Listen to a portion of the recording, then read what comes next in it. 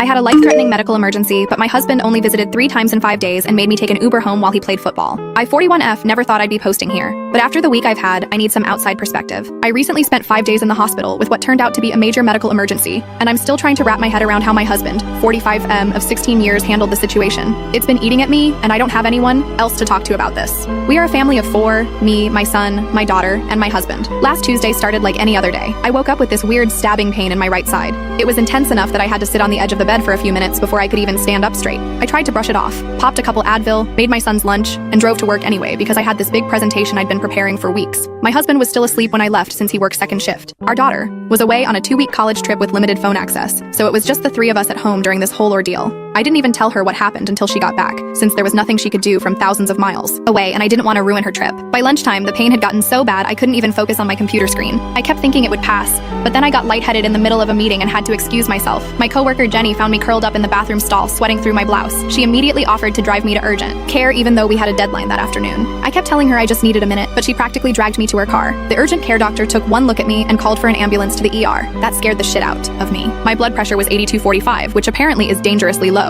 I remember the doctor saying something about possible internal hemorrhage to the EMTs. They wouldn't even let me walk to the ambulance. In the ER, they hooked me up to all these machines, drew about a gallon of blood, and rushed me in for a CT scan. That's when they found significant internal bleeding in my abdomen from what they suspected was a ruptured blood vessel near my liver. The ER doctor said they needed to monitor me closely and might need to perform emergency surgery if the bleeding didn't stop on its own. I called my husband from the ER bed at around 2:30 p.m. Our son would need to be picked up from school at 3:15. When I explained what was happening, there was this long pause on the phone, like he was annoyed at the inconvenience. He finally said he would pick up our 8-year-old son from school and then figure things out. No, are you okay? Or I'll be right there. I spent the next 6 hours alone in the ER, getting poked with needles every hour, undergoing more scans, and talking to various doctors who all had different theories about what was happening to me. A vascular surgeon came by and explained the risks of intervention versus watchful waiting. A hematologist wanted to run tests for bleeding disorders. An oncologist was called in because they were concerned about potential masses. Nobody could figure out what caused the bleeding, which was somehow even more terrifying. By 8 p.m., I still hadn't seen or heard from my husband since that initial call. My phone was about to die, so I sent him a text asking if he was coming to the hospital.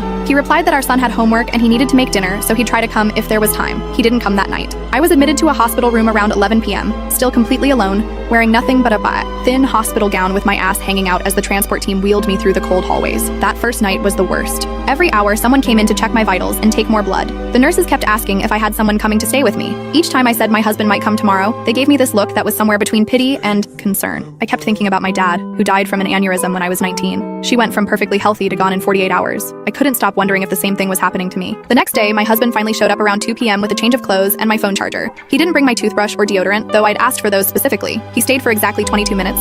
I timed it on the hospital room clock before saying he needed to get back